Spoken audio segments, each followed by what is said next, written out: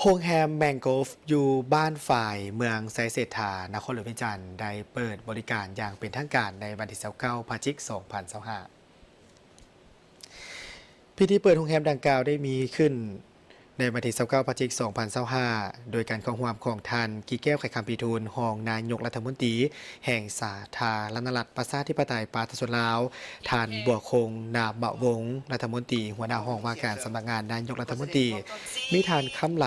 ศรีประเสริฐรองประธานคณะกวดการศูนย์กลางท่านเจิ้งหงประธานโรงแรมแมงโกฟและภาคส่วนที่เกี่ยวข้องท่านเจิ้งหงได้กล่าวว่า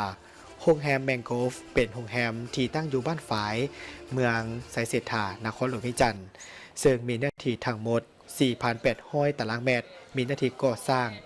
13,000 ตารางเมตรมีทั้งหมด13ชั้นมีห้องนอนทั้งหมด183ห้องมีห้องพักแบบอพาร์ตเมนต์59ห้องมีสิ่งอำนวยความสะดวกอย่างครบถ้วนเช่นห้านอาหารห้านกาแฟศูนย์ออกกำลังกายมีห้องตีกอล์ฟในโฮมมีเดินจอดรถที่กว้างขวางและสิ่งอำนวยความสะดวกอย่างหลวงหลาย